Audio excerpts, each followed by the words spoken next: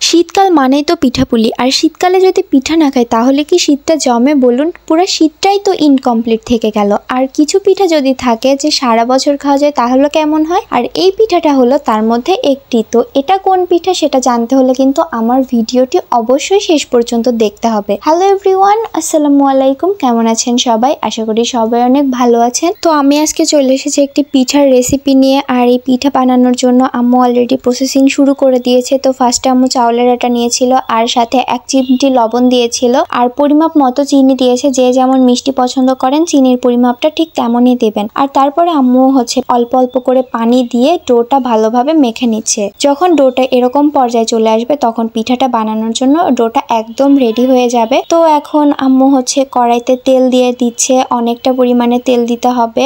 আর এখন পিঠা দিয়ে দিচ্ছে। আর পিঠা দেওয়ার কিছুক্ষণ পরে আম্মু ছোট ছোট ছিদ্র করে দেবে যেন তেল ভেতরে গিয়ে ভেতরটাও ভালোভাবে হয়ে যায়, ভেতরে কাঁচা কাঁচা যেন না থাকে। আর ওখানে আমার বিড়াল বসেছিল, আমার এই বিড়ালটা মারা গেছে।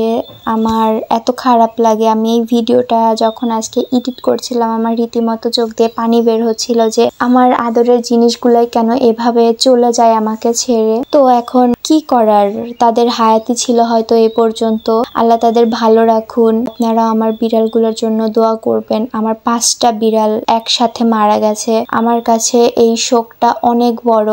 আমি আসলে বিড়াল অনেক বেশি পছন্দ করি, কিন্তু আমার কাছ থেকে কেন জানি না বিড়ালগুলো বারবারই হারায় যায়। আমার আগেও অনেকগুলা বিড়াল ছিল, সেগুলাও মারা গেছে বা কেউ মেরে ফেলেছে। আমার পছন্দের জিনিসগুলাকেই আমি বারবার হারিয়ে ফেলি। তো এখন তো সবাই আমার বিড়ালগুলোর জন্য দোয়া করবেন। তো এই যে তেল পিঠা বানানো হয়ে গেছে, আমি তো এখানে বক বক করছি আর এখানে আমি বক বক করতে করতে দেখি পিঠা বানানো হয়ে গেছে। তো এই পিঠাটা ছিল তেল পিঠা, যেটাকে অনেকে পাকান পিঠা বলে। আর আপনাদের কার এলাকায় এই পিঠাকে কি বলে আমাকে অবশ্যই কিন্তু কমেন্টে জানাবেন। আর পিঠাটা খেতে কিন্তু অনেক মজা, আপনারা বাসায় অবশ্যই ট্রাই করবেন। তো আমার আজকের ভিডিওটা ছিল এ পর্যন্তই। সবাই ভালো থাকবেন, সুস্থ থাকবেন। আল্লাহ হাফেজ।